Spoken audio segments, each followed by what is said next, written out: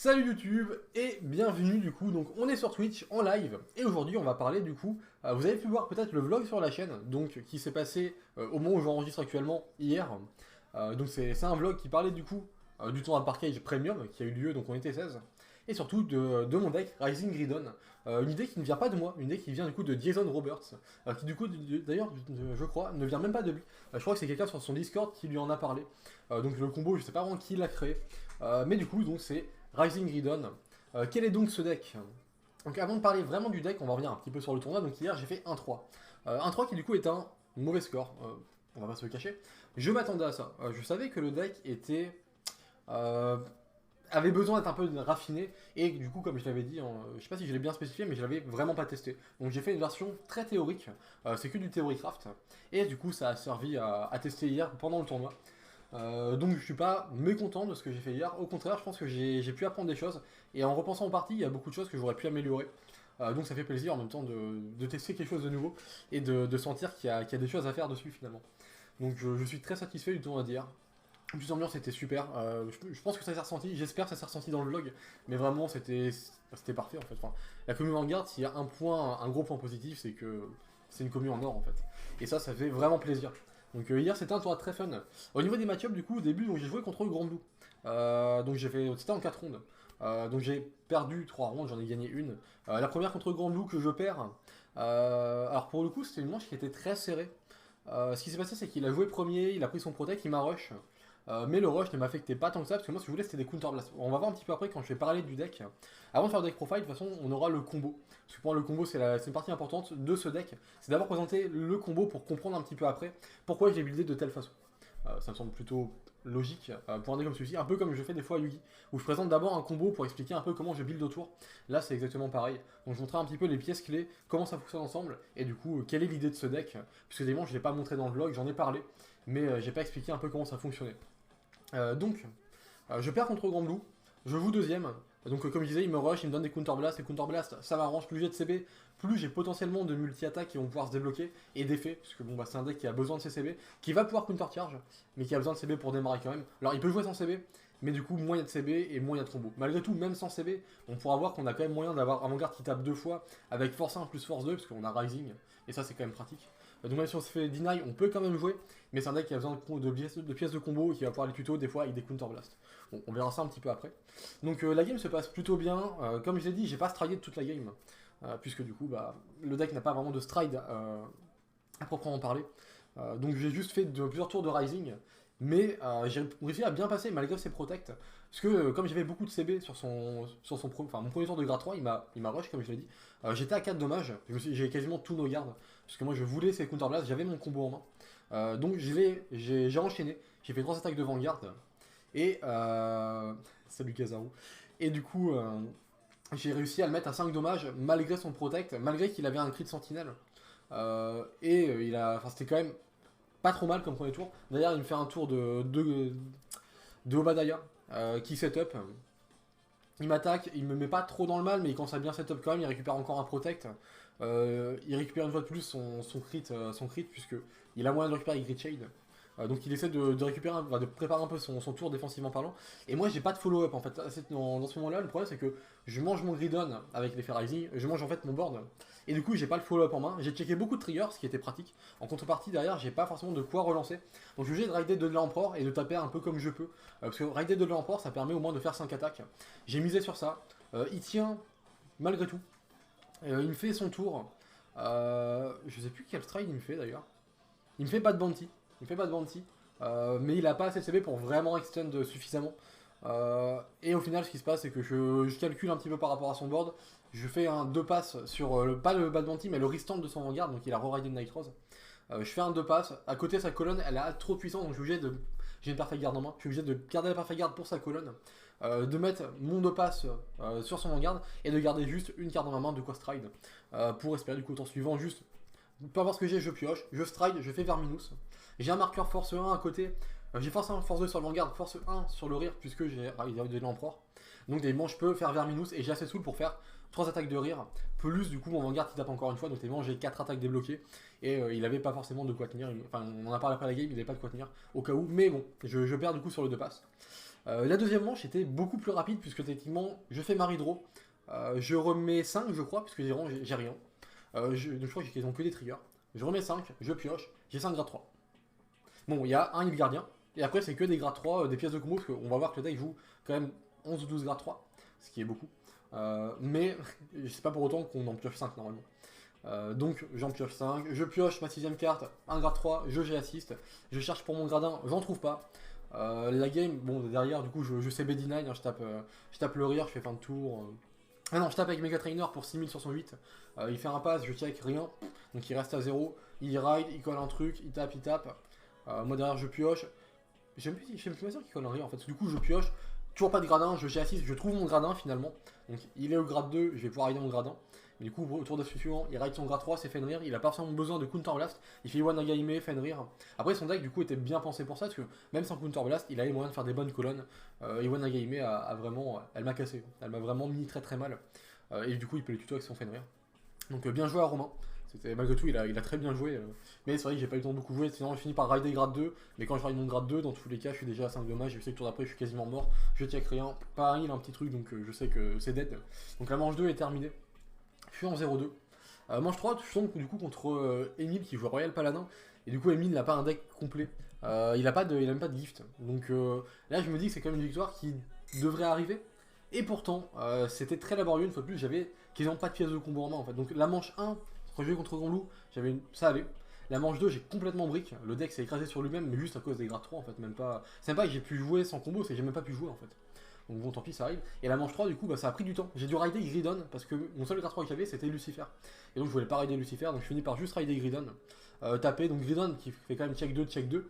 Donc ce qui est ok, mais juste parce qu'il met pas une grosse pression en fait. Sinon, contre n'importe quel deck qui aurait pu profiter de peu de counterblast que je faisais, du peu, moi, que je pouvais envoyer derrière, aurait pu m'écraser directement. Malgré tout, j'arrive à tenir un petit peu, je gère un petit peu ce qu'il fait, parce que il fait Peace Saver à chaque tour, il check 4. Et il a une colonne rire, ça s'arrête là. Donc j'arrive à tenir et finalement je finis par avoir Rising et à placer mon combo Rising, Ridon, boom. À ce moment là, bon bah par contre là j'envoie vraiment la sauce, j'ai vraiment de quoi placer un gros combo. Donc techniquement c'est comme ça que la game se conclut. Et la quatrième du coup c'était contre Guillaume je crois qui jouait Highlander. Highlander qui est un match-up du coup que je connaissais pas du tout. Donc il raid à 3 et je me dis est-ce que c'est un bait, est-ce que je dois donner des CB ou pas. Dans le doute, j'extende pas, de toute façon j'ai une main qui est déjà une fois de plus pas incroyable, mais qui est ok. Je décide du coup de pas trop le rush en fait. Je tape normalement, il ride son grade 2, il tape, rien de... La game est plutôt normale. Sauf que du coup quand il ride son grade 3, sur son grade 3 il va chercher Bikun, le créé élémental qui devient une perfect guard. Ce qui est un choix particulier puisque en fait il connaissait pas mon deck, il connaissait pas Spike. Et il m'a dit du coup, contre un deck force de base, il préfère prendre ça parce qu'il a peur des vanguards qui ressemblent. Sauf que Spike, en fait il hésitait entre Bikun ou Onoli. Et Onoli c'est la carte qui souvent fait très mal à Spike puisqu'on n'a pas vraiment de moyen de retirer Onoli conventionnel. On a techniquement une promo qui existe, Darkseid, qui sous Blast 2 pour retirer un. Mais c'est tout. Techniquement, donc c'est tout. C'est une des rares cartes qui a pas d'effet onite, tout ça, donc c'est un peu compliqué pour nous de gérer un Onoli. Et il savait pas du coup visiblement que je jouais à Rising Grenade. Il a choisi Bikun un petit peu par hasard entre guillemets, et ça lui a vraiment bien réussi puisque le Bikun a permis de tanker ma première attaque de Rising. Alors je crois que du coup j'avais le combo pour faire 3 attaques, donc il a pris la première, il a Bikun la deuxième et il a PG la troisième. Donc il reste à 3 dommages. Son tour suivant, Perlé, Perla, il fait ses tutos, tout ça, donc Highlander ça prend beaucoup de temps à jouer. Donc effectivement moi, il fait tous ses combos, il va faire toutes ses tutos. Et il finit du coup avec Hulk, Perle et Perla qui vont faire du coup des colonnes qui tapaient à 38-45 à peu près, qui bounçaient, qui revenaient, donc il a fait 5 attaques, qui était à crit 2 également. Donc ce qui était un peu compliqué, c'est que ça m'a forcé beaucoup de cartes de la main. Mais j'avais un follow-up quand même, j'avais encore de quoi rejouer. Et là du coup donc je renvoie la sauce une fois de plus, j'ai 4 CB, non j'ai 3 CB. Parce qu'en fait il m'en laisse 2, si je ne me trompe pas. Et derrière, moi j'ai un Silent Sucker que j'utilise. Donc, effectivement, je vais PG 3 fois dans son tour. Ce qui me permet, du coup, je garde la première, j'en garde une. Parce que la première était pas trop. Enfin, je peux la garder avec une G-Guard, donc j'ai fait une G-Guard et Caton Gaze pour remettre des pièces dans le deck, justement, ce qui est très pratique. On en parlera après dans le deck profile. Mais Caton Gaze est une très très bonne carte pour le coup dans le deck, et j'aime beaucoup. Donc, j'ai réussi à tenir son tour, mais j'ai des ressources limitées, j'ai dû vraiment calculer ce que j'avais en main par rapport au nombre de CB, tout ça. Donc, vu que j'étais pas encore habitué à jouer le deck, c'était un peu compliqué. Je décide de partir sur un play avec Gooman. Parce que du coup, Gooman fonctionne dans le deck, et je savais que j'avais 3 attaques de Vanguard. Donc au final, ce qui se passe, c'est que dans sa main, en fait, il a rien checké au tour précédent. Donc il a très peu de shield. Et surtout obligé de no-guard mon Rising. Sachant que j'ai vu un Overtrigger au tour précédent qui s'était fait PG du coup, mais qui donnait pendant ce tour, une fois de plus, un bonus de 10 000 et un crit à mon Vanguard. Donc mon Rising de base était à 33, crit 3. Et il était à 3 dommages, donc il devait garder chaque attaque de Rising. Du coup, il décide, je crois, de no-guard. Je chope un crit. Et je décide, comme un abruti, comme j'avais un force 2 sur mon rire, parce que j'ai re-ridé au début de mon tour pour passer à 43 crit 2 sur mon garde, j'ai mis un force 2 sur mon rire, enfin ma colonne rire. Et ce que j'ai décidé de faire du coup, c'était de mettre, comme j'ai checké mon crit, j'ai décidé de mettre la puissance sur mon Vanguard pour le restand, et j'ai mis le crit sur mon rire. Je me suis dit, bah oui, parce que je mets 3 dommages, et au cas où, mon rire met 3 dommages. Ce qui était une grossière erreur, puisque dans tous les cas, le rire était à 13 000. 13 000, crit 3 certes, mais 13 000 quand même. Après, au moment où j'ai mis la puissance, enfin, j'ai pas calculé. J'ai fait un gros misplay. Et techniquement, du coup, je suis à 4 dommages, il est à 3. Je lui inflige que 3 dommages puisque je mets le crit sur mon rire pour faire une autre colonne létale, ce qui était débile. Mais tant pis, on apprend de ses erreurs. Et du coup, il prend un premier dommage qui est un heal qui ne passe pas. Donc moi, ça me soulage, je me dis, il y a un heal qui passe, c'est nickel. Et enfin, qui tombe sans être effectif, justement. Puisque il passe de 3 à 4, je suis déjà à 4. Deuxième dommage, un autre heal qui cette fois-ci fonctionne. Et là, je sais que mon tour va pas pouvoir fonctionner, puisque derrière, j'ai utilisé toutes mes ressources sur le move Gooman. Enfin, trop de ressources sur Gooman, pas assez sur le reste.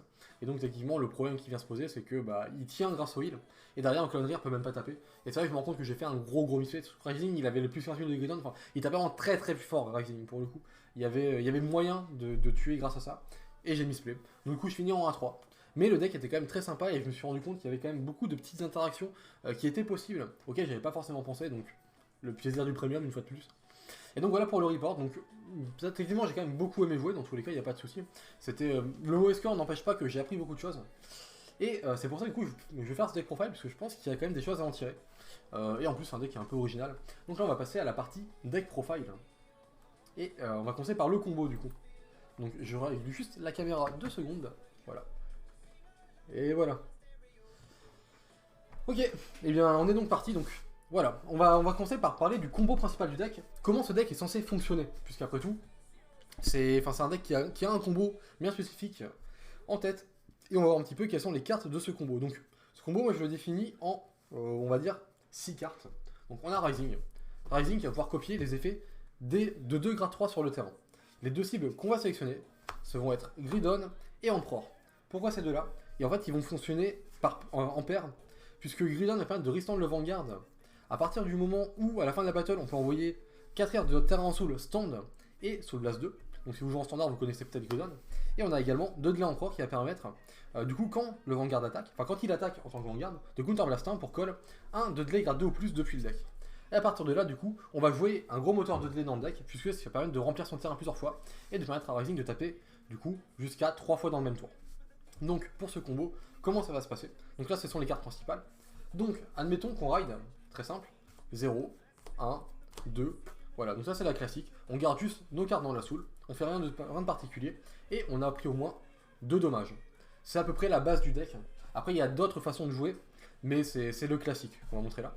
Donc à partir de là, nous ce qu'on va faire c'est rider notre Rising. Effet de Rising, on gagne force 1 et force 2. Donc on va mettre les deux sur le Vanguard, ce qui est un move assez inédit dans Spy Brothers. Mais le but, c'est tout simplement de restaurer le Vanguard plusieurs fois. Donc c'est plutôt cohérent d'avoir du coup le force 1 et le force 2. Suite à ça, ce qu'il faut, c'est qu'on ait un accès à Gridon et à Dudley Emperor. Et au-delà de ça, du coup, il faut qu'on arrive à remplir le terrain. Donc là, on a juste besoin de cartes qui font office de filler. Donc n'importe quelle 3 cartes à call, ça va suffire. Et ça permettra du coup d'avoir notre terrain complet. Ce qu'on veut faire ensuite, c'est Rising sous Blast 1, qui va nous permettre du coup de copier les deux effets derrière garde. Pourquoi Soul Blast 1? Enfin, Soul Blast 1 est obligatoire et pourquoi on veut pas Soul Blast plus? Parce qu'il faut qu'on garde 2 cartes dans la soul pour avoir l'effet Gridon qui Soul Blast 2 pour restand. Donc on peut pas se permettre de consommer de soul en early game. Et c'est un point qui a l'air basique comme ça, mais qui est pourtant très important. Puisque le fait de ne pas pouvoir consommer de soul, ça veut dire qu'on n'aura pas accès à Dudley Lucifer. Et Dudley Lucifer, c'est une carte qui permet souvent de faire des rushs en early grâce à Rona ou à Davy. Donc ce sont 2 grades 2 qui permettent de call un grade 3 quand ils sont placés pour un counter blast, et Lucifer quand il est placé, il soul blast pour counter charge. Normalement du coup on peut remplir un terrain plus ou moins gratuitement, Et ça, on n'y aura pas forcément accès, puisque si on le fait, on n'a pas forcément la soul nécessaire pour notre tour de grade 3. Et forcément, on va plutôt favoriser notre tour de grade 3, plutôt que des rushs au tour 2 qui vont pas forcément être super effectifs juste pour call un grade 3 à 13 000. Donc une fois qu'on a Soul Blast 2, l'idée est très simple, on va d'abord taper avec le Vanguard. Jusque là, rien de particulier. Le Vanguard attaque, il check 2. Fin de la battle, du coup, on va manger 4 de nos rires. Alors dans l'idée, ce que je vous conseille, c'est de manger 3 rires, du coup 3 qui ne sont pas Ludon en 3, et ensuite d'en garder un des deux pour le tour suivant peut-être, de façon à avoir un follow-up en fait, parce que le board, ce qui serait bien, ça serait peut-être d'essayer de le conserver. Donc ce qu'on peut faire, c'est, admettons, on va garder Gridon, donc on va manger Empereur et 3 cartes, donc il ne faut pas oublier qu'il y a le Soul Blast 2, donc on Soul Blast 2, on mange 4 cartes, et du coup grâce à ça, Rising restand. Il restand sans perte de drive, il garde sa puissance, donc dans tous les cas il est au moins à 23 kills 2, sans compter les potentiels triggers qu'on a checké avant. Ensuite le combo va commencer, donc on va attaquer avec Rising, et Rising qui a gagné l'effet de 2 Empereur va permettre de Counter Blast 1 pour call depuis le deck un Dudley grade 2 ou plus. Donc la cible de ce deck, c'est Davy. Davy placé depuis le deck, enfin juste placé, Counter Blast 1, et il va chercher le deck pour un Dudley qui n'est pas grade 2, et il le colle sur le terrain. Donc on va call Dudley Daisy, et Daisy, quand elle est placée en rearguard par l'effet d'un Dudley, on va Soul Blast 1, et bon, on va Soul Blast tant qu'à faire le Empereur, et du coup, grâce à Daisy, on va pouvoir call depuis le deck un Dudley grade 3, qui du coup à la fin du tour sera renvoyé sous le deck sans qu'il est encore sur le terrain. Donc là on a réussi à regagner 4 fois nos rearguards, et du coup ce qu'on peut faire, donc c'est Rising à ce moment là va check, donc il check encore 2, donc là on a check 4 dans ce tour. Salut Oboro, j'espère que tu vas bien. Comme on a check 4, c'est-à-dire qu'on a potentiellement eu de bons triggers, et une fois de plus on a toujours la soul, donc on va Soul Blast 2, pour du coup se permettre, alors du coup j'ai pas fait l'effet Lucifer, on pourrait faire l'effet Lucifer.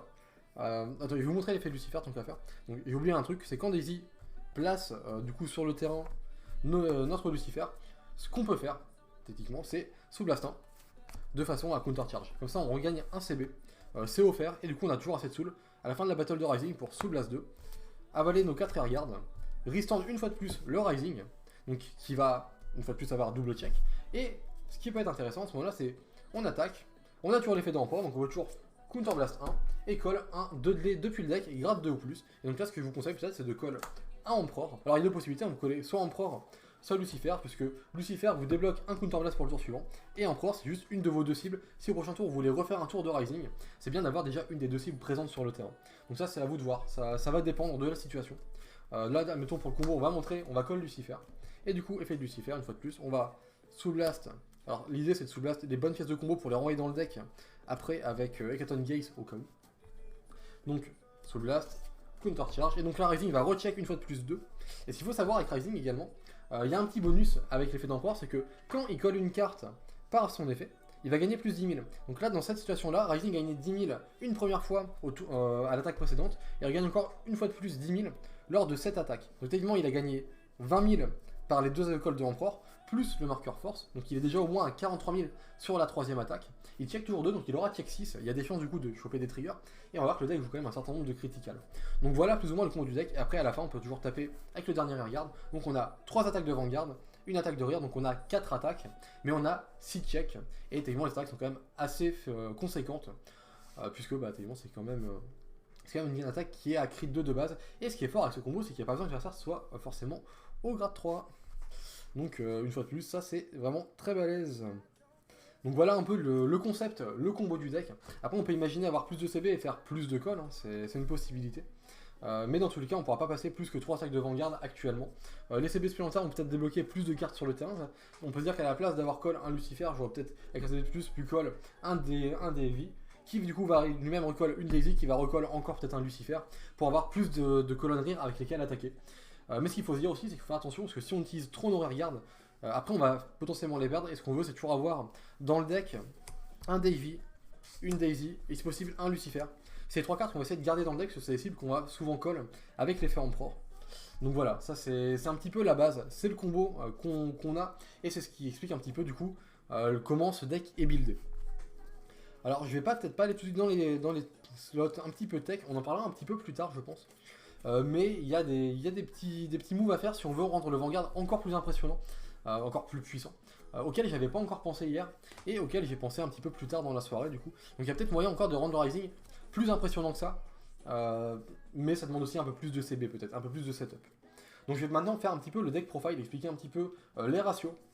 Ça va pas être trop long normalement, mais on va commencer par les grades 3 je pense, c'est ce qui est le plus logique, parce que le deck est basé sur tous ces combos de grade 3 en fait, parce que c'est un deck une fois de plus Rising, et Rising depuis un petit moment, bah, c'est un deck qui a besoin de grade 3 pour tourner.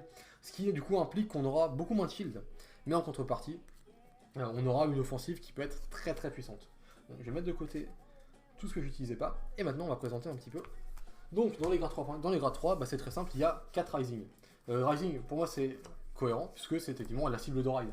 S'il y a bien une carte qu'on veut rider, c'est Rising, il a force 1 plus force 2, il copie des effets, donc c'est la carte, enfin c'est la carte clé du deck en fait. Ça il n'y a pas de problème. Et le fait qu'il y ait une force 1 plus force 2, c'est incroyable, honnêtement. Cette carte est vraiment très puissante. Au-delà de ça, du coup, les deux cartes du combo, bah, on va commencer par Gridon peut-être, parce que c'est la carte la plus importante dans tous les cas. Parce que même si on n'avait pas accès en pro, on pourrait toujours avoir un Rising. En fait, si on se fait CB Deny sans Counterblast, on peut toujours Rising copie Gridon, et Rising peut toujours attaquer 2 fois à 23 crit 2, juste parce que bah, il copie Gridon. Donc on peut quand même faire 3 attaques, 2 de Vanguard plus une de Rire, même si on n'a pas de Counterblast. Donc ça reste quand même une possibilité. Donc Gridon, Soul Blast 2, on met 4 Rearguard stand dans la Soul, pour stand le Vanguard. Simple, efficace, pas limité à une fois par tour. Et c'est ce qui rend du coup ce deck aussi fort, c'est les effets qui sont pas limités à une fois par tour. Donc c'est l'interaction entre Gridon et entre 2 de l'Empereur qui rend ce deck aussi puissant, parce que 2 de l'Empereur n'est également pas une fois par tour. Quand il attaque ou qu'il se fait rider, si on choisit notre deck pour une carte de Dlé, de grade 2 ou plus, on la colle en rearguard, et notre regarde gagne plus 10 000 jusqu'à la fin du tour. Voilà. Et le truc c'est que cet effet n'est pas limité à une fois par tour, donc quand il attaque, s'il attaque 2 fois, il va colle 2 fois. Enfin il peut colle 2 fois. Mais à chaque fois il y a un counterblast, donc faire attention toujours, parce qu'il y a par contre un équilibre à avoir entre les counterblasts et les soul blasts dans ce deck. Parce que comme je disais, c'est compliqué. En début de partie, on n'a pas forcément assez de soul, et en fin de partie, on n'a pas assez de CB. Donc il faut vraiment bien gérer les ressources. Mais ça, ce sont les cartes principales, et du coup, moi j'ai choisi de jouer Lucifer en plus. Pourquoi Lucifer? Parce que c'est une carte qui counter charge en fait. Ce que j'aime avec Lucifer, c'est que dès qu'il est placé, soul blast, counter charge, et donc comme je disais, en early game, on peut pas trop s'en servir. Mais justement, en fin de partie, dès qu'on veut call des cartes un peu gratuitement, Lucifer, c'est une des meilleures cibles en fait. C'est-à-dire que si on veut, on peut juste Rising qui copie Emperor. On peut du coup imaginer un Rising qui laisse exprès une place libre pour pouvoir taper et call un Lucifer. Soul Blast Counter Charge, effectivement, le CB d'Emperor a été rentabilisé par le call de Lucifer. Sauf que le Vanguard gagne plus 10 000 grâce à l'effet d'Emperor. Mais on a perdu un de Soul. Donc voilà, il y a des petits tricks comme ça qu'on peut imaginer. Parce que comme les 10 000 d'Emperor c'est jusqu'à la fin du tour, et que le Vanguard peut taper jusqu'à 3 fois dans le même tour, on a potentiellement un Vanguard qui peut taper dans les 43, 53, avec un crit 2 de base, et des triggers qui peuvent venir agrémenter tout ça pour un peu de spice. Donc voilà pourquoi j'aime bien Lucifer. J'en joue 3 parce que justement, bah, comme dit, c'est une pièce qu'on peut call très facilement. Donc peut-être pas trop en early game parce que le Soul Blast va être un peu trop cher. Par contre, en late game, c'est une carte qu'on peut spammer. Et comme je montrais tout à l'heure dans le combo, quand on va call Davy, qui colle un truc, bah si on colle Lucifer, on Soul Blast et du coup, effectivement, on a call un board pour juste un CB et un peu de Soul. Mais j'aime beaucoup Lucifer. Je ne vois pas le réduire honnêtement. Du coup, comme j'expliquais un peu dans le report avant, il m'est arrivé de brick sur mes grades 3. Et pourtant, j'ai pas envie de baisser mon ratio, parce qu'actuellement, je pense que c'est le meilleur ratio que je puisse avoir. Si je mets trop peu de Gridon et d'Emperor, je toucherai plus assez mon combo, je pense. À voir, mais je pense que ce serait trop compliqué. Et si j'en mets trop, après, bon, bah là, c'est compliqué de mettre plus que ça. J'ai déjà 13 grade 3 qui sont pas des 3, 6, 9, pardon, j'en ai 12. Non, j'en ai bien 13. Non, j'ai raison, je dis bien 13. Non, j'ai bien 13 grade 3. Ce qui est énorme, sans compter les Heal Gardiens. Mais en même temps, c'est le combo principal du deck. Et de toute façon, tout ce qui a pas de heal, on peut, dans tous les cas, le manger avec Gridon. Enfin, avec l'effet de Gridon qu'on copie, donc c'est pas trop dérangeant. Donc ça, c'est pour les grades 3. Maintenant, on va aller un peu plus rapidement, parce que le reste, c'est beaucoup moins combo et beaucoup plus logique, on va dire. Donc j'ai 4 Davy, parce que Davy, bah, c'est un grade 2 qui dit quand il est raidé, ou call en rearguard, counter blast 1, call un 2 depuis le deck, non grade 2. Donc Davy peut call Daisy, Davy peut call Emperor, Davy peut call Lucifer. Donc dans tous les cas, Davy peut call beaucoup de choses dans ce deck. Et ce que j'aime bien avec Davy, du coup, c'est qu'il peut call n'importe. Enfin, il peut call Emperor. Du coup, ça peut nous donner également une pièce de combo. Si en early, on se fait rush et qu'on a besoin de tuto Emperor parce qu'on l'a pas. Mettons, on a Rising et Gridon, mais pas Emperor. Davy peut aller les chercher. Donc ça, j'aime bien. Et dans tous les cas, même si on veut, on peut aussi faire Davy call Lucifer. Enfin, Davy call Daisy, call Lucifer. Également juste pour call un board, en fait, sans forcément le faire en battle phase. Juste pour remplir des cartes à manger avec Gridon. Mais attention, parce que si on a trop de copies qui dégagent, après on n'aura plus forcément le combo présent dans le deck. Salut Romain, j'espère que tu vas bien. Dis bonjour à YouTube. Ensuite, il y a deux Rona. Rona, c'est un petit peu comme Davy. mais un peu différent. Donc Counterblast 1 colle un grade 3 depuis le deck. Donc là où Davy peut surtout coller Lucifer et Emperor, Rona peut également coller Gridon. Et ce que j'aime bien du coup, c'est qu'elle va permettre d'aider au setup. Donc ce qu'on va voir, c'est que le deck a beaucoup de grade 3 et il se base sur un combo. Et ce combo, on va faire en sorte de le setup un maximum. Donc là, j'ai effectivement 6 grades 2 qui peuvent aider à setup. Et j'ai beaucoup de grade 3. Salut YouTube, abonnez-vous à ce clone. Ah, merci bien. N'hésitez pas. Et j'ai décidé du coup d'essayer Bridge Spurt. Bridge Spurt, c'était un ajout de dernière minute du coup. Puisque je me disais, s'il peut m'arriver d'avoir un grade 2 et Bridge Spurt en main. Et dans ce cas-là, j'ai moyen de lancer un rush. Puisque mon grade 2, ça soit Davy ou Rona. Je peux rider. Je peux aller chercher un Lucifer pour un Counter Blast. Je peux Soul Blast pour Counter Charge. Du coup, mon call a été gratos. Et derrière, Bridge Spurt va repartir dans la Soul. Donc ça va faire mes 3 de Soul malgré tout sur mon tour de Rising. Et ça me permet de faire un petit rush peut-être avec 3 attaques qui sont certes pas très puissantes, mais qui peuvent forcer un petit peu la main potentiellement. Et vu que le deck n'a pas vraiment d'early game, ça pourrait être une possibilité. Du coup, pour avoir testé Bridge Spurt, c'est une carte qui est ok, c'est une carte qui n'a pas changé grand chose finalement dans mes games. Je sais pas si je vais la garder, c'est un axe d'amélioration possible, mais c'est pas une carte que j'ai détestée non plus. Donc, à voir. Pour l'instant, il est sur le banc de touche, on verra s'il va rester ou pas. Ensuite, les gradins. Alors, les gradins, c'est assez très straightforward aussi, malgré tout. On va voir que du coup, comme je disais avant, on a un combo, on veut des grades 3, et les gradins, ils représentent clairement ça. On a techniquement 3 Verdi, puisque du coup, Verdi, c'est un tuto grade 3. C'est aussi du coup un tapeur potentiellement, mais dans ce deck-là, ça n'arrivera quasiment jamais. Par contre, du coup, ça peut tuto n'importe quoi, donc techniquement, c'est une carte de stabilité dont on a vraiment besoin. Il n'y en a que 3 parce que je voulais réussir à glisser Gouman dans le deck. Et je me suis dit que x3 ça pourrait être suffisant. Je dirais pas que je regrette, mais Gouman n'a pas été aussi effectif que ce à quoi je m'attendais. Et il y a des chances du coup que je change mes ratios, que j'enlève Gouman pour l'instant. En fait, j'étais parti sur une liste classique. J'ai décidé de mettre un peu de Spice dedans. Et au final, le Spice, au-delà de ne pas avoir été très efficace, a peut-être en plus joué un petit peu sur ma stabilité. Donc je pense que je vais repartir sur une liste plus classique pour l'instant. Et j'ai essayé un petit peu des trucs un peu plus spicy quand je connaîtrai déjà mieux le deck, quand je saurais mieux m'en servir déjà. Donc ensuite, on a en bouche Dexter. Dexter, c'est également comme Verdi, c'est une carte qui va permettre de stabiliser le combo. C'est une carte excellente avec Rising, parce que Dexter va mettre, pour un Counter Blast et envoyer un grade 2 ou plus du terrain en soul, va chercher 2 cartes du même grade que la carte qu'on a envoyée en soul depuis le deck et les colle sur le terrain. Donc ce qui est bien, c'est que pour Rising, ça va setup directement Emperor plus Gridon. Et si on a déjà un Emperor ou un Gridon et qu'on veut juste call des cartes, on peut call la carte qui nous manque plus un Lucifer. Du coup, le coup de Dexter, c'est un CB, on met un truc en soul. Et Lucifer, ça soul blast, ça counter charge. Donc on a call des cartes gratuitement. Et on a épuré le deck également. Donc une des raisons pour lesquelles j'aime beaucoup Lucifer également, c'est qu'ils me font également bien avec Dexter. Dexter également peut servir des fois en early game pour potentiellement copier n'importe quel grade 2, sortir Bridge Spurt et taper avec. Mais ça implique d'avoir un petit peu de cartes dans la drop et c'est pas forcément le cas du deck. Parce qu'en early game, on va prendre les dommages et dans tous les cas, on va pas forcément essayer de soul blast. Donc Dexter, c'est une excellente carte que je pense je vais essayer de remonter également. Ensuite, la carte du combo, hein, donc vous la connaissez si vous avez vu le combo, c'est Daisy. Daisy qui est une très bonne carte malgré tout dans ce deck, puisque Daisy va permettre, c'est la carte qui permet finalement de remplir le board une deuxième fois et du coup de taper 3 fois avec le Vanguard. Donc c'est une carte que j'aime bien en x3. Alors c'est une carte qui est techniquement morte quand on l'a dans la main. Mais une fois de plus, ça fait partie de ces cartes dont on a besoin dans le deck pour pouvoir effectuer le combo. Et si on se retrouve à lancer le combo sans assez de cible dans le deck va finalement un peu s'écrouler sur lui-même. Donc voilà pourquoi il y a 3 Daisy. Et c'est également pour ça que souvent Gaze va les remettre dans le deck. Et en plus Daisy peut également potentiellement coller un Emperor. Si on se retrouve à rider Emperor, on peut également faire Daisy pour coller un Emperor et du coup avoir des colonnes qui prennent plus 10 000. Mais bon, c'est plus un cas d'extrême urgence qu'autre chose. Et pour finir, du coup, le Spice entre guillemets du deck, c'était Gouman qui m'a pas servi. Donc c'est du Spice qui est pour l'instant peut-être un peu too much. Puisque ce que je voulais, c'était essayer de viser.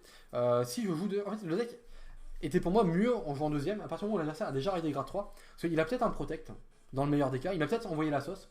Par contre, moi, c'est-à-dire que du coup, j'ai pris des CB, ça veut dire qu'il n'a pas accessé les gardiens, et c'est-à-dire qu'en plus, je débloque l'effet de Gouman, qui peut donner un garde restrict. Donc Gouman était une carte que je pense était pas inintéressante, mais qui en soi m'a jamais vraiment servi, et le peu de fois où je l'ai placé, il n'a pas changé la game. C'est-à-dire que le seul vrai game où il m'a servi c'était contre Highlander, et du coup, dans tous les cas, l'adversaire avait no garde qui est Gouman ou pas. Donc ça n'a rien changé. Et sur les autres games, comme la game contre Grand Blue, j'ai pas pu m'en servir. Donc honnêtement, je pense que pour l'instant, Gouman est également sur le banc de touche comme Bridge Spurt. Il fait partie des slots un peu tech que je vais enlever. Et du coup, qui va se faire remplacer par des cartes un peu plus stables, je pense. Parce que là, pour l'instant, ce qui me manque, c'est un peu de stabilité. Et du coup, j'aimerais bien pouvoir placer le combo de façon un peu plus certaine. Mais il y a aussi des choses qui venaient de ma façon de jouer, je pense, et qui du coup n'ont pas aidé à bien placer le combo tout le temps. Pour finir, les grades 0, donc on a Mecha Trainer, le meilleur starter. Et du coup, ça c'est ma liste qui a pas toutes les SP. Les SP sont dans Verminous, donc ça c'est mes SP en rab en fait. S'il y en a qui sont là-dedans, il y en a pas beaucoup. Et pour finir, bon bah ça va être très straightforward. Hein. On a Galmagiel qui est excellent dans ce deck, parce que c'est un deck Vanguard centrique. Donc quand on chope Galmagiel, alors ça m'est pas arrivé de le choper vraiment sur un tour de Rising. J'ai lu contre Highlander, c'était sur la 3ème attaque, et il avait PG. Donc ça n'a pas changé grand chose. Mais ça peut être dévastateur, parce que le Vanguard peut taper 3 fois. Et s'il tape 3 fois à 100 millions, crit 3, bonne chance. Ensuite, ce qu'on a, on a des Crit Strider. Les Crit Strider qui m'ont jamais servi, puisque je ne stride jamais dans le deck. C'était plus pour dire au cas où, et dans tous les cas, le deck veut jouer des crits. Donc j'ai mis des Crit Strider. On pourrait imaginer qu'il pourrait peut-être se faire remplacer par d'autres crits. On en parlera un petit peu après. Mais c'est peut-être une possibilité. Un choix également, alors je vais pas dire tech, mais un choix que j'ai décidé d'essayer un peu à la dernière minute, Silence Joker. Donc on l'envoie en soul, on counter charge. C'est son seul effet. Du coup l'idée c'était de dire réussir à débloquer de la soul au cas où pour mon ride de Gridon. Et si je sais que j'ai Silence Joker en main, je sais qu'en early game je peux placer des combos avec Davy ou avec Rona pour call des grades 3, pour essayer de rush un petit peu l'adversaire. Et derrière j'ai quand même du coup mon counter charge et de la soul qui est assuré pour Gridon. Dans l'effet, Joker a servi de temps en temps, mais il n'était pas crucial et je pense que je vais l'enlever puisque le trigger à 5000 m'a pas beaucoup aidé et vu que le Vanguard Restand, quand il prend 5000 au lieu de 10 000, ça peut vite se ressentir. Donc je pense que c'est également un trigger qui va peut-être partir. Dernier slot dont je vais vraiment parler, c'est Marilyn. Marilyn, c'est du coup ma Perfect Guard, c'est un draw trigger. Et j'ai également hésité du coup sur Marilyn. À la base, mon deck avait 2 crits sentinelles, 2 draw PG du coup. Et j'ai décidé de partir sur 4 Marilyn quand même, puisque le deck va avoir des pièces de combo. Et le deck n'a pas forcément beaucoup de défense. Il y a beaucoup de grade 3 qui peuvent traîner. Donc pouvoir défausser des pièces qui servent à rien, ça peut être intéressant. Et surtout, le côté Perfect Guard est quand même très agréable. Parce que là où certaines cartes vont taper tellement fort qu'on peut tellement pas les garder sans Perfect Guard. J'avais peur de ne pas en jouer assez et de me retrouver à deux fois devoir nos gardes. Ce qu'il faut se dire, c'est que le deck, comme je le disais, en early game, il ne va pas défendre. Quasiment pas, à part s'il y a des gros rushs, puisque le deck a besoin de Counter Blast. Et plus il a Counter Blast, plus il va être explosif. Donc souvent, il va avoir tendance à ne pas défendre. Le problème, c'est que si l'adversaire va tenir notre tour de Rising, derrière, il va nous envoyer son stride. Et il y a beaucoup de strides qui sont très balèzes. Et du coup, avoir accès à des Perfect Guards, c'est quand même très pratique. Et en plus, j'aime bien l'idée de pouvoir draw avec ma PG sur des restands et du coup avoir une main qui est très massive à la fin de mon tour. Donc voilà pourquoi j'ai choisi les Perfect Guard. Et en vrai, je regrette pas. Il n'y a aucun moment où j'ai eu un Perfect Guard et je l'ai regretté. Donc je pense que les Perfect Guard vont rester.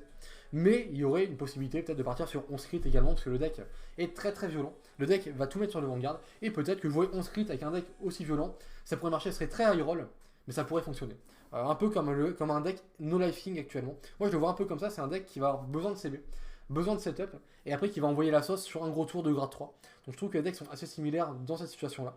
En plus, ils ont des pièces de combo et les decks sont assez fragiles. Donc je trouve vraiment qu'il y a des parallèles à faire entre les deux decks.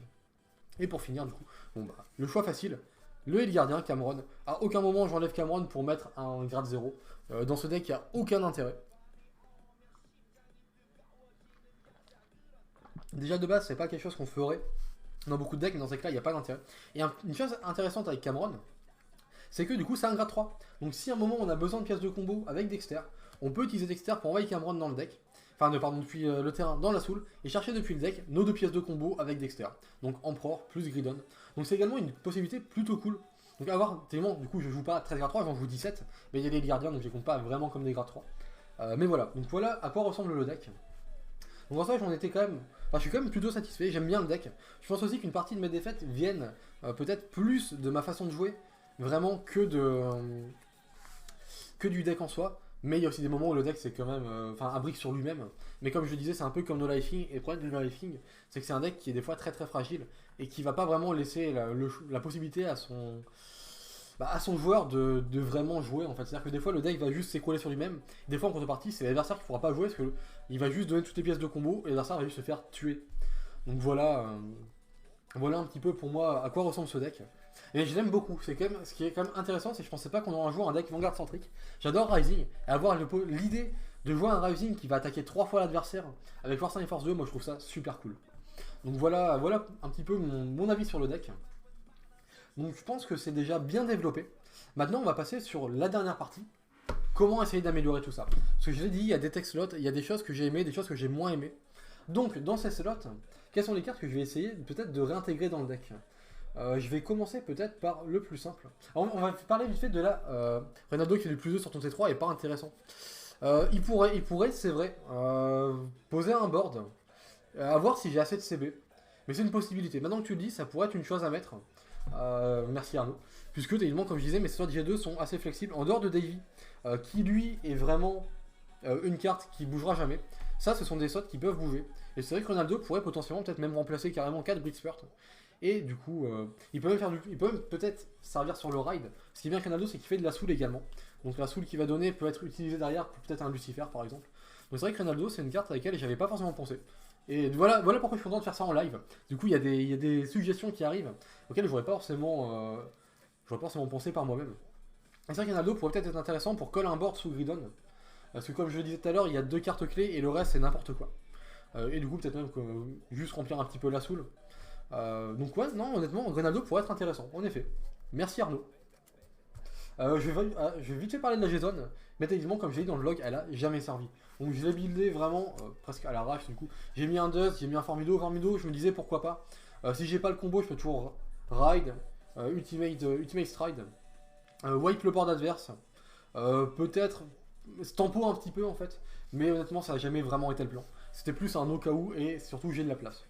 Il y a 2 Violent Saves, au cas où je me retrouve dans une situation où j'ai vraiment besoin de piocher, une fois plus de tempo, d'essayer peut-être de choper mes heals. Bon bah admettons, en fait si je me retrouve dans une situation où j'ai besoin du GB8, et je sais que mon deck peut rien faire, peut-être que Ace, mais vu que le deck est une fois de plus pas vraiment designé pour aller tuto les heals dans tous les cas, c'est juste de la pioche aléatoire, accélérer un peu le deck et espérer Chala piocher les heals. Agrias qui est une carte plutôt simple, hein, on va faire de la multi avec. Dans ce deck, elle n'est pas, une fois de plus, hein, comme je dis toujours, elle n'est pas très intéressante. Malgré le fait qu'on a des cartes comme des Davy qui, si ils sont bind et reviennent, peuvent se trigger pour recoller plus de cartes sur le terrain. Donc c'est une chose à voir, hein, c'est que même si on bind 3, on colle 2, on peut recoller Davy qui va CB, pour coller Daisy qui va Soul Blast, pour coller un Lucifer. Du coup, on a moyen de recoller peut-être un vrai board. Mais vu que de toute façon, le marqueur force sera sûrement sur le Vanguard. Agrias peut peut-être être intéressant dans cette optique.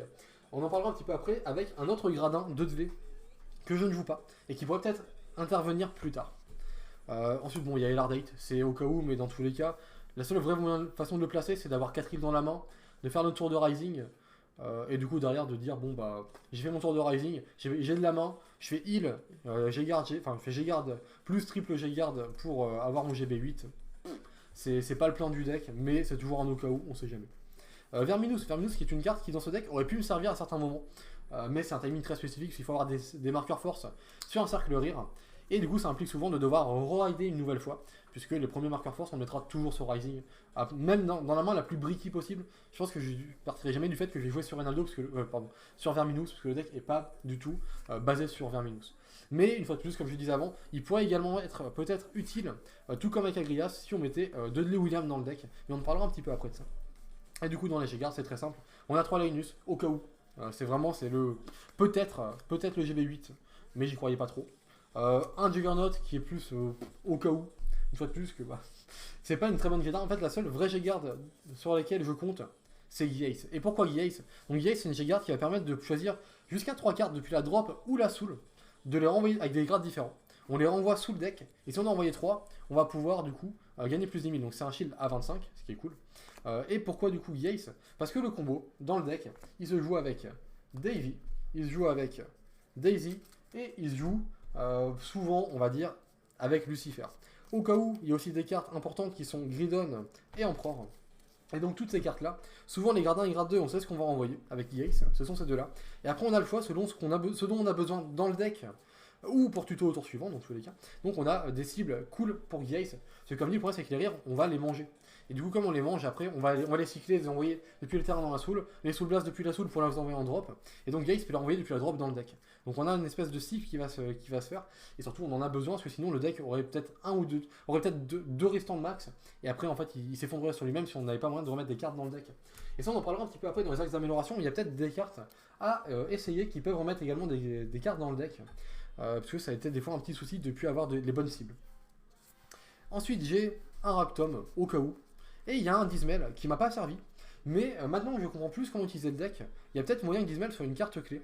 Puisqu'on va souvent laisser un rearguard en front. Et je me demande s'il serait pas intéressant de toujours laisser soit Gridon, soit Emperor. Alors vous allez me dire, si on fait double restand, on n'a pas moyen d'avoir Gridon sur le terrain, c'est vrai. Par contre, on a moyen de call Emperor avec Emperor pour avoir du coup le tapeur de la techniquement quatrième attaque après les 3 cristals de Vanguard, donc par rapport au combo qu'on a montré tout à l'heure. Et du coup, Dismail peut peut-être protéger Emperor le tour suivant, en tout cas en Battle Phase. Et du coup, ça permet de garder au moins une pièce du combo sur le terrain, et ça demande juste Gridon pour follow-up. Et donc Gridon, on peut le tuto de différentes façons. Donc c'est peut-être une possibilité. Je dis pas que c'est forcément incroyable, mais c'est une chose à laquelle par exemple je pensais pas hier quand je jouais, et à laquelle j'ai réfléchi un petit peu après les games du coup. Donc peut-être que Dismail pourrait avoir plus de slots dans ce deck, puisque les autres J-Guard sont vraiment, pour la plupart, pas intéressants. Par exemple, J-Guard pourrait très facilement dégager, pour du coup avoir peut-être un Dismail en plus. Et Yace, c'est une carte vraiment très très forte. Je serais même pas surpris d'en mettre 3 à un moment, parce que dans tous les cas, il y a tellement peu d'utiliser du Stride que je peux me permettre de mettre beaucoup de J-Guard, je pense. Donc voilà pour la Jason. Donc j'ai déjà parlé beaucoup plus que ce que je voulais, hein, puisque techniquement la Jason elle était plutôt straightforward, et en vrai elle a du coup jamais servi. Eh salut Nico, j'espère que tu vas bien. Tu peux dire bonjour à YouTube si tu veux. Donc maintenant les axes d'amélioration. Qu'est-ce qu'on pourrait mettre dans le deck? Alors je vais peut-être pas trop parler de Jason, la Jason j'en ai déjà parlé. Il y a une carte à laquelle j'ai pensé que je pourrais peut-être mettre, c'est Picaro, parce qu'il m'est arrivé de me dire, je peux juste, j'ai pas de main, je peux stride. Et Picaro, il a peut-être une très légère interaction intéressante, très très légère. C'est si on a un Vanguard qui est 2 de V, donc ça peut être soit Emperor, soit Lucifer, donc ce qui n'est pas la cible de raid principale, et qu'on a Emperor sur le terrain, à chaque fois qu'un Rayguard va taper, il va repartir sous le deck. Du coup, ce qui peut être intéressant, c'est juste de call n'importe quel tapeur, comme ça, de taper. Et ils vont gagner 5000 par empereur, enfin ils vont gagner 5000 pour chaque empereur présent sur le terrain, donc si on en a plusieurs, ils gagneront 5, 10 ou 15. Il repart sous le deck, donc ça tape, ça dégage, ça tape, ça dégage. Picaro va taper, CB2, une carte de la main en soul, il va call 1 pour chaque face-up en Jason, et il flippe 1. On peut au moins recall et taper, taper. C'est une façon de faire 5 attaques, je dis pas que c'est bien, je dis pas que c'est fort, je dis que c'est une possibilité. Et du coup, en plus, Picaro peut même recall d'autres empereurs en backrow pour avoir des attaques après qui sont encore plus fortes que les premières, peut-être.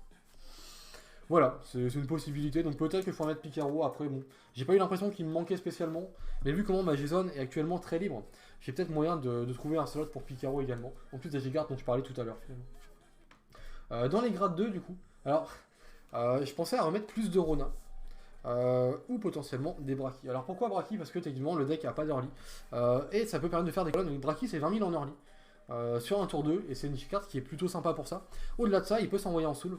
Du coup, on peut call Braki. Si on ride Rona ou Davy, on peut CB pour call Lucifer, Soul Blast pour counter charge. Grâce, du coup, donc voilà, on a ça. Et si on colle un Braki, on a une colonne à 20, une colonne à 13, une colonne à 10.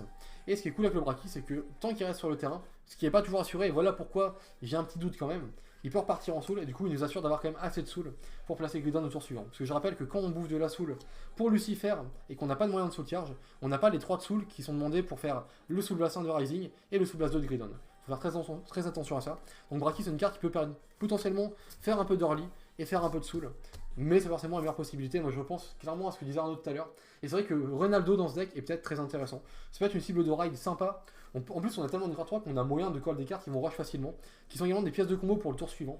Même si c'est des cartes nulles, on les mangera avec Gridon. Donc je pense que Ronaldo est une très très bonne option, et je remercie Arnaud d'y avoir pensé du coup. Ensuite, dans les possibilités, bon bah c'est très simple, hein. Comme je l'ai montré tout à l'heure, il y a des Gooman dans le deck, et moi ce que j'aime, c'est la stabilité. Donc il y avait ces 3 cartes qui étaient présentes à la base, et je pense que je retirais bien Gooman pour techniquement du coup mettre donc moins de Gooman, et plus un Dexter, plus un Verdi, puisque c'est techniquement la meilleure façon, je pense, d'avoir de la stabilité dans le deck. Il y a besoin de tuto les grades 3, et ces 2 cartes là, c'est exactement ce qu'elles font. Et Gooman, c'est plus un espèce de win more que vraiment une aide à accomplir notre combo. Donc voilà pourquoi je pense que Gooman pour l'instant est pas nécessaire. Peut-être qu'à l'avenir, quand je maîtriserai mieux le deck, ou peut-être qu'il y aurait plus de tests, je me rendrai compte que Gooman a peut-être sa place. Mais pour l'instant, je pense que c'est un peu compliqué de mettre une carte aussi win-more quand j'arrive même pas à avoir le combo toujours comme je le souhaite. Et en plus, c'est des CB consommés, donc ça demande un petit peu de préparation quand même. Au-delà de ça, du coup, alors, Wonderboy. C'est un peu particulier, j'aimerais bien mettre Wonderboy, mais les slots sont très limités, puisque actuellement mes gradins, du coup, ce qu'il faut se dire, c'est que Daisy, je me vois pas en jouer moins que 3. Déjà 3, ça me semble ok 3. Je pense que 4, c'est peut-être un peu trop, mais 4, ça pourrait quand même se justifier. Donc là, pour l'instant, ce que j'imagine vraiment, c'est du coup remplacer ces 2 Gooman par, du coup, un Verdi et un Dexter. Mais ce que j'aime bien avec Wonderboy, c'est que c'est une carte qui, du coup, déjà va se coller souvent en backrow. Donc, contrairement à un Braki qui peut se faire attaquer, Wonderboy aura moins ce risque. Alors, on peut aussi call Braki en backrow, mais dans ce cas-là, il y a beaucoup moins d'intérêt à avoir un Braki. Wonderboy va également pouvoir s'envoyer en soul. Et donc il va permettre, comme je le disais, ces moves qui permettent de ride, counter blast, call Lucifer, soul blast, counter charge, donc le call gratuit. qui coûte de la soul, mais qui peut derrière être compensé par Wonder Boy. Et Wonder Boy, il a un autre intérêt, comme je disais tout à l'heure, c'est renvoyer des cartes dans le deck. Puisque le deck a besoin de pièces de combo. Et une des raisons pour lesquelles j'adore autant Geass, c'est qu'il remet mes pièces dans le deck. Parce que j'ai besoin du coup d'avoir Daisy, Davy, Lucifer ou Emperor, minimum, tous dans le deck, et potentiellement plus qu'une seule fois. Donc voilà pourquoi Wonder Boy pourrait peut-être être une option. Malheureusement, c'est une carte qu'il faut jouer un certain nombre d'exemplaires, je pense, pour vraiment le rentabiliser un maximum. Et je ne me vois pas avoir la place actuellement. Donc il y a peut-être une possibilité dans ces slots de trouver de la place pour Wonder Boy. Mais actuellement, ça me semble compliqué. Malgré tout, c'est une option à laquelle je continue de penser quand même. Et en plus, techniquement, c'est un boost à 13 en early game. Sur les tours de rush, on peut avoir une colonne, à 10, une colonne à 13. Et sur n'importe quel des deux, on peut avoir un boost à 13. Et ça peut être cool pour vraiment passer des paliers. Et vraiment, du coup, avoir un petit early. Chose qui manquait un peu au deck. Mais après, le deck n'est pas basé sur ça. C'est après tout ce à quoi je pensais au niveau des gradins. J'en ai deux autres très rapides qui sont également peut-être des idées, mais pour l'instant c'est pas évident. Donc j'ai Gary Ganon qui est une carte que j'adore. C'est une carte que j'ai beaucoup joué dans V et que je trouve très très pratique. Puisque du coup Ganon, il va permettre quand son attaque qui boostait a touché un avant-garde de s'envoyer en soul, de draw 2 et de mettre une carte de la main au fond du deck. Ça remet des pièces au fond du deck. Ça permet d'accélérer un peu le deck en piochant. Ça donne un petit peu du coup de... Alors ça permet techniquement d'être un bon boost Vanguard en early game, et soit de forcer la garde sur le Vanguard. Donc techniquement si la garde est forcée en early, il y a peut-être moins de cartes dans la main pour garder Rising plus tard. Et surtout en fait ça peut faire de la soul, chercher les pièces de combo, et au cas où du coup c'est techniquement une façon de cycler un peu sa main, très gratuite. Et c'est pas une carte qui doit être jouée, contrairement à Wonder Boy que j'aimerais bien jouer en plus d'exemplaires. Ganon je pourrais imaginer en jouer que 2 ou 3. C'est quand même un certain nombre et j'arrive pas forcément à rentrer actuellement dans le deck. Mais c'est une possibilité également du coup pour Ganon. C'est une carte à laquelle j'ai pensé, mais ça me semble un peu compliqué. Et un problème pour avec Ganon, ça force à toucher le Vanguard adverse. Donc dans certains decks, on va peut-être pas donner trop de CB. Bah Ganon, ça va pas nous aider, puisque du coup, on va donner le CB adversaire. Une des raisons pour laquelle hier contre Highlander, j'ai peut-être aussi perdu, c'est que je l'ai pas rush quand il a raidé à 3. Et il m'a dit après la game que raider à 3, pour lui, c'était très mauvais. Sauf que moi, j'étais pas sûr du nombre de CB qu'il fallait lui donner. Parce que bon, je connaissais pas trop le match-up. Et donc il y a aussi ce côté où certains decks, on veut pas trop leur donner de CB. Et donc Ganon, ça force un petit peu du coup notre plan de jeu à taper le Vanguard adverse. Et des fois à donner des CB qu'on voudrait peut-être pas donner. Loin de moi l'idée de dire que ce deck va CB deny. Mais vu qu'on a un Vanguard qui peut attaquer 3 fois, avec force 2 de base, qui check au moins 6, il y a moyen potentiellement de miser sur le fait de laisser l'adversaire à 0. Et après de mettre des dommages 2 par 2. Voir si on a un crit 3 par 3. Et du coup de miser un peu sur ça. Mais bon, Ganon c'est une possibilité, mais ça me semble un peu compliqué à l'heure actuelle. Et pour finir, une carte qui est moins non petite du deck, mais qui le rendait peut-être un peu plus versatile. C'est de Lee William. Alors pourquoi de Lee William? C'est un peu particulier. Ce que j'aime avec William, c'est comme on met des marqueurs sur le Vanguard, et c'est une carte 2 C'est une carte à laquelle on aura très facilement accès grâce à du coup 2 Davy. Et c'est une carte qui peut du coup donner vie dans ce deck à un stride que j'aime beaucoup et que j'ai pas pu utiliser, qui est Verminous. Parce que ce qu'on peut faire, c'est que du coup, donc on fait notre tour normal, on fait notre Rising, force 1, force de Vanguard, tout ça. Le follow-up, ça peut être quoi? Ça peut être potentiellement un Verminous raidé. Du coup, ce qui peut se passer, c'est que quand on joue Rising Gridon, on garde potentiellement des cartes dans la soul, puisque on va sous blast 2, mais envoyer 4 airs depuis le terrain en soul. Donc si on n'utilise pas trop de sous blast avec avec Daisy et avec Lucifer, on peut imaginer garder de la soul pour du coup avoir un peu de soul pour Verminous. Et dans ce cas-là, tout ce qu'on a à faire, c'est coller un William derrière le Vanguard. Au début de tour, on attaque comme ça. Et à la fin de la battle, William va s'envoyer en soul pour bouger les marqueurs sur une autre colonne. Et là, d'un seul coup, on a techniquement un deck qui va permettre du coup de mettre un peu de pression avec ses rires et du coup qui a accès à Verminous. Je sais pas quoi en penser. J'aimerais peut-être bien tester William, mais c'est plus un slot que je verrai en quelques exemplaires. Ça serait pas un x4. Mais, et du coup, vu que c'est pas un x4 et que ça aide pas la wincon pour l'instant, je veux pas forcément le tester tout de suite. Mais à l'avenir, si je me sens plus à l'aise avec le deck, si je sens que c'est nécessaire ou que c'est une vraie direction que le deck peut prendre, peut-être que William pourrait être une possibilité. Puisque c'est du coup une façon de débloquer Verminous facilement. Et ce qu'il faut se dire également, c'est que si du coup on colle William grâce à un Davy, ce qui peut être cool déjà, c'est qu'en Battle Phase, colle des Davy, ça peut du coup coller des William qui peuvent bouger les marqueurs ailleurs et du coup faire encore plus de multi. Il y a des tricks à faire en fait avec Davy et William sous Verminous. Et du coup, comme je disais, c'est que Davy va coller le William qui va s'envoyer en soul va redonner un soul. Si on met les marqueurs sur le Davy, on gagne également un soul par son propre effet qui soul charge. Du coup, on débloque également une attaque supplémentaire juste par ce combo, au-delà du coup de bouger les marqueurs. Donc voilà pourquoi j'aimerais bien peut-être mettre ça sous Verminous. Mais pour l'instant, comme j'ai dit, je vais essayer d'avoir un deck déjà assez stable avant de tester des trucs un petit peu tricky. Donc voilà, c'est tout pour les gradins. Et pour finir, on veut peut-être parler très rapidement des grades 0. il y a une interaction à laquelle j'avais pas pensé hier, qui pourrait potentiellement arriver, parce que du coup, dans mes ratios de trigger, il y a ça. Et donc ça, c'est Silent Joker, c'est une carte qui fait de la soul, et surtout, c'est une carte qui est un crit de l'époque, qui a 10 000 de shield, 5 000 de puissance. Et moi, je pense qu'il pourrait peut-être être remplacé par autre chose.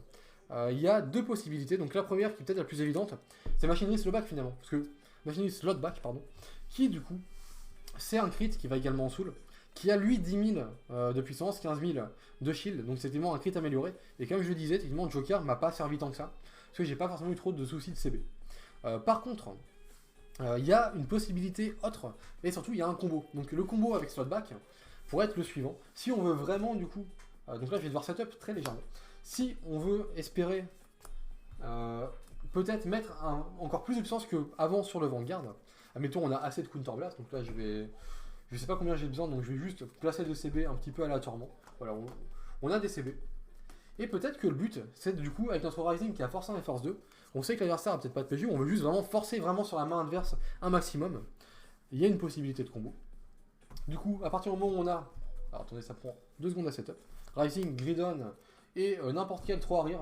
Bon là, je vais coller des trucs qui servent à rien. Voilà, 3 Marilyn, j'aime bien Marilyn. Elle est belle, elle est cool. Voilà, donc là, on pourrait imaginer un board un peu comme celui-ci. Donc ça, c'est le board classique. L'autre option, ça serait du coup, au lieu d'avoir cette carte sur le terrain, à la place, on aurait du coup cette carte.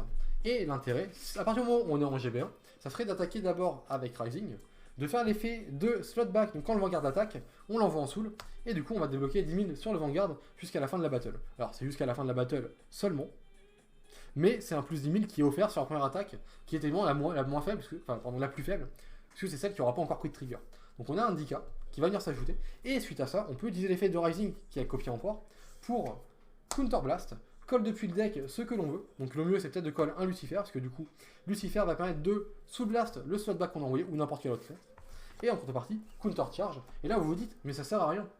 Non, parce que quand on utilise l'effet d'Empereur pour coller une carte du deck, on gagne 10 000 également sur le Vanguard jusqu'à la fin du tour. Donc c'est une façon d'utiliser l'effet de Empereur plus tôt dans la game, et du coup d'avoir déjà gagné 20 000 sur le premier attaque, qui passe directement à 43 000 tout de suite sur et 2 checks. Donc voilà pourquoi Slotback pourrait être intéressant. Mais le problème du coup de Slotback, c'est que c'est une carte qui est en GB. Donc c'est tellement un combo qui va être très compliqué, enfin qui est impossible à placer sur notre premier raid, puisqu'on n'aura jamais possibilité d'être en GB. Après, il y a une autre option qui n'est pas Slotback, qui peut faire quelque chose à peu près dans le même genre, qui est l'Ayar Lips. Oh, le reflet, il était vénère. Donc l'Ayar Lips, la toute première l'Ayar Lips, qui est celle qui fonctionne avec Rising. Donc quand notre Vanguard attaque, s'il a Rising dans son nom, on peut payer le coup, donc on l'envoie en soul. Et si on le fait, il gagne 5000 jusqu'à la fin de la battle. Et on pioche une carte. Et ce qui est intéressant avec l'Ayar Lips, c'est qu'elle n'est pas en GB1. Donc évidemment, on pourrait imaginer ce combo, vraiment, où on a une Ayar Lips sur le terrain, on tape avec Rising, voire plus peut-être, si on veut vraiment forcer, puisqu'on on pourrait dire en avoir plusieurs et call au-delà de Lucifer, on pourrait faire un CB, call Davy, call un truc. Bon, je vais pas partir là-dedans, mais l'idée du coup, ça serait d'avoir une Ayar Lips, on tape avec notre Vanguard, et donc, comme je disais avant, on utilise Ayar Lips, on pioche une carte, on met 5000 sur Rising jusqu'à la fin de la battle, et du coup, Rising, maintenant qu'il y a un slot libre, va pouvoir faire l'effet d'Empereur, Counter Blast 1, call notre Lucifer, Soul Blast, Counter Charge, et 10 000 sont gagnés par l'effet d'Empereur. Donc c'est une possibilité, puisque évidemment Empereur doit call sur un open. Voilà pourquoi il faut qu'on arrive à libérer notre board. Et donc comme dit, les plus 10 000 qui vont être gagnés par Empereur, ce qui est cool, c'est que du coup fin de la battle, on Soul Blast, on mange nos 4 rires, on restand, donc même sans compter les effets de trigger, notre Rising a déjà 10 000 de force, 10 000 de l'effet d'Empereur, les 5 000 de l'Ayar Lips disparaissent. Et du coup, prochaine attaque, il re-Counter Blast, il va du coup call le Daisy, qui paye un Counter Blast pour call Daisy, et Daisy va payer son Soul Blast, donc admettons, peu importe, de toute façon la Soul n'est pas vraiment respectée, pour call, une fois de plus, un Lucifer. Donc voilà pourquoi Lucifer c'est intéressant et qu'on essaie d'en jouer un maximum, parce que Lucifer on peut le spammer, et donc une fois de plus, Lucifer va Soul Blast, Counter Charge, et du coup, comme on a fait l'effet d'Empereur, Rising va encore gagner plus 10 000 jusqu'à la fin de la battle. Fin de la battle, on envoie les 4 en soul, on restand, et donc on nous fait les Soul Blast 2, tout ça, mais peu importe, c'est pas le but, et on attaque. Counter Blast, call ce qu'on veut depuis le deck, donc là on pourrait imaginer si on a un troisième Lucifer de le call pour Counter Charge, ça, et du coup garder plein de CV pour le tour suivant, ou alors call un Empereur pour avoir un follow-up, et du coup une carte de combo pour le tour suivant également. Et ce qu'il faut se dire, c'est que du coup sur cette attaque, on a recall un Dudley, on regagne encore 10 000. Donc là on a un Rising qui est minimum à 30, 40, 53 crit 2 sur la troisième attaque, sans compter les checks, et il y a 6 checks de trigger potentiel. Donc voilà pourquoi je pense que l'Airlifts aurait peut-être sa place dans le deck. Je dis pas que c'est forcément une bonne option, parce que bon, on pourrait s'imaginer, se dire, oui mais slot back, c'est tout aussi bien, parce que c'est un meilleur trigger, et le GB on le débloquera sûrement après le premier raid des grade 3 dans tous les cas. Et ça c'est vrai, il y a de grandes chances que le GB soit débloqué, parce qu'on check 6, on cycle quand même suffisamment le deck pour souvent toucher au moins un heal gardien. Et du coup, un heal gardien, c'est un G-Guard. Donc ça débloque le G-Break. De toute façon, le heal gardien, on l'utilise souvent très rapidement parce qu'on a besoin de remettre dans le deck des cartes grâce à Hecaton Gaze. Donc voilà, une possibilité également. Donc peut-être Slotback, peut-être la Airlifts, pour pouvoir spammer l'effet de l'Empereur. Et du coup avoir un avant-garde qui tape de plus en plus, qui tape vraiment très très fort. Et du coup, techniquement, c'est dans le moteur, en fait, dans le combo de base, ce combo est présent avec Empereur qui colle un truc. Alors là, après, vous pouvez me dire, oui, mais au pire, si on veut faire l'effet d'Empereur, on peut aussi faire différemment, on peut juste pas colle 4. Oui, c'est vrai. Tellement rien n'empêche de dire, on colle juste 1, 2, 3, mettons 4. On a juste nos 3 de soul. Et là, ce qu'on dit, c'est, je tape avec Rising, CB, je colle Lucifer, Soul Blast, Counter Charge. Et ce move n'est pas possible, puisque si vous faites ce move, vous n'avez pas, techniquement, vous avez Soul Blast 1 pour Rising, vous n'avez pas le Soul Blast 2 pour Gridon. Donc le crit qui va en Soul, c'est intéressant pour ça. Ou alors, ce move est possible si on colle pas tout, mais dans ce cas-là, on n'a pas le Counter Charge. On assume qu'on colle une carte de notre deck qui va juste, du coup, permettre de gagner plus 10 000, être mangé. Et en contrepartie, le Soul Blast pourra pas permettre d'utiliser, pourra pas être utilisé, sauf si on a plus que 3 de Soul, et donc on a fait du Soul Charge en early game. Donc voilà pourquoi un crit qui va en Soul peut être intéressant, mais c'est pas obligatoire. J'espère que ça a été assez compréhensible quand même, parce que c'est un deck que j'apprends également en ce moment. Donc j'espère que j'arrive à en parler suffisamment bien, c'est pas évident. J'ai commencé à jouer le deck hier, mais j'aime beaucoup ce qu'il fait. Et au-delà de ça, je suis content de pouvoir jouer des cartes que je trouve super cool. Parce que si on m'avait dit qu'un jour, dans mon deck, je pourrais jouer à la fois Rising, Dudley Emperor, le tout avec du coup une possibilité de stand le Vanguard, et que tout ça serait super synergique, et ça pourrait faire des combos cool, eh bien j'aurais pas forcément cru. Et du coup, bah, moi personnellement, je suis très content d'avoir accès à ce deck. En fait, Emperor, c'est une de mes cartes préférées, c'est un de mes spies préférés, techniquement, c'est peut-être ma deuxième carte préférée. Au-delà de Rising du coup, et pouvoir jouer les deux dans le même deck, je trouve ça super cool. Alors certes, ce sont les versions V, mais je trouve ça quand même très stylé. Et combiner de tout avec Gridon pour faire un deck qui a malgré tout beaucoup de potentiel en termes de combo. Rien d'intéressant du côté de Darkseid. Que veux-tu dire en termes de quoi, de Soul Charge? J'avoue que j'ai pas trouvé, bon j'ai pas cherché beaucoup, mais j'ai pas vraiment vu de synergie évidente avec d'autres cartes que j'utilise dans d'autres decks. Alors il y en a peut-être, mais j'en ai pas forcément vu. Donc du coup, l'idée, ça va pas être de vous montrer un deck profile modifié. Je vous ai fait le deck profile tout à l'heure de mon deck actuel. Je vous ai montré un petit peu ce qu'il y avait du coup comme combo, comme choix d'amélioration, comme axe possible à explorer. Et moi, je vais pas vous présenter un peu ce que je vais changer, puisque pour l'instant, je trouvais ça un petit peu inutile de présenter des changements dans le deck, alors que je suis même pas sûr de ce qu'ils vont faire. Je vous ai parlé un petit peu de mes ressentis. Pour faire plus power-up, alors peut-être, du coup, tu pourrais imaginer... Alors le problème, c'est que vous voyez Crawl Unisex, par exemple, c'est la première carte qui me vient en tête. Déjà, c'est un grade 3 supplémentaire. Et techniquement, il faut avoir au moins 5 de soul quand tu l'actives, ce qui ne sera pas le cas au premier raid. Donc, Crawl Unisex, ça me semble compliqué. Il y a peut-être 2-3 cartes qui traînent. Je sais pas s'il y a une carte qui aide à faire du power-up. Après, le Vanguard tape déjà assez fort, je trouve. Ça va. Il tape au moins à 23, plus des bonus à côté. Donc, il y a moyen de faire des petits tricks auxquels j'avais pas pensé hier. Les tricks avec Emperor pour call plus et gagner plus 10 000. J'avais pas forcément. Enfin, c'est pas un play qui était vraiment dans mon esprit au moment où je jouais. Et du coup, bah, il y a peut-être des games où j'aurais pu faire ça et j'aurais peut-être fait des games un peu différentes grâce à ça. Donc il y a quand même des petits combos qui traînent à droite à gauche. Mais non, je sais pas, pour l'instant, il y a peut-être des techs à explorer dans... Beaucoup de cartes Gridon ont besoin de Gridon en Vanguard. Ou alors ont des coups. Je sais qu'il y a des cartes qui peuvent mettre 10 000 et qui ont des coups en CB par exemple. Je pense au grade 2 qui dit quand il est avalé en Battle Phase, je crois, il counter blastant, il met 10 000 au Vanguard. Et du coup, déjà, il faut peut-être des Gridon en Vanguard, je suis pas sûr. Et dans tous les cas, c'est un CB en plus. Et les CB, c'est peut-être un petit peu tendax. Enfin, je trouve que, bon, techniquement, vu que j'ai déjà le CB Emperor qui peut faire les plus 10 000, ça revient à peu près au même. Parce que techniquement, du coup, au pire, je fais CB Emperor, colle un truc plus 10 000, rien par-dessus, et ça revient au même que si je venais à jouer un X-Peller ou du coup le garde de Gridon. Mais l'X-Peller, en plus, il faut réussir à le setup, ce qui est pas forcément évident dans le deck. Mais peut-être qu'il y a des trucs auxquels je pense pas. Si vous avez des idées, n'hésitez pas surtout, hein, parce que. Mais voilà, donc je pense qu'on a bien fait le tour du deck, on en a parlé pendant à peu près 1 heure, ce qui est énorme, je pense. Mais j'aime beaucoup ce deck. Je suis très content de l'avoir joué hier. J'ai vraiment hâte de voir vers où je vais pouvoir emmener ce deck. Et j'espère que j'arriverai à faire quelque chose de très viable avec, puisque bah, il y a beaucoup de cartes que je trouve vraiment très très cool dedans. Il y a des choix à faire, il y a du build possible. Et vraiment, bah, j'ai hâte de voir vers où ça va nous emmener tout ça. Donc je vais continuer à le test. Et peut-être même que je vais mettre toutes mes SP dans ce deck là, du coup, parce que là ça m'embête un peu d'avoir juste Empereur et Lucifer en SP. J'ai mes Marilyn qui sont pas SP, qui sont dans mon deck Verminous que j'utilise pas actuellement. Mais après, je sais pas, j'ai des sleeves qui sont pas très très belles, donc peut-être que je vais changer mes sleeves. Et j'aime pas trop les Dragon Shield comme ça, pas transparents, parce que je trouve qu'elles se salissent assez vite malgré tout. Voilà, ressenti personnel. Les Dragon Shield de couleur, je suis pas très fan finalement. J'aime beaucoup les transparentes, mais celles-ci, je trouve elles ont tendance à vite se salir. Bon. Mais j'aime bien la couleur, j'aime bien l'association du blanc et du violet. Je trouve que pour Emperor et pour Rising, ça passe très très bien parce que c'est leur schéma de couleur. Bref, je suis un artiste. Et voilà, donc ça va être tout pour ce segment. Ça va être tout pour cette vidéo également. Donc merci d'avoir regardé si vous étiez sur YouTube. Merci d'avoir été présent si vous étiez sur Twitch. Et on va passer à quelque chose d'un peu plus classique. Donc c'est la fin pour cette vidéo. Et je vous dis à très bientôt pour la prochaine.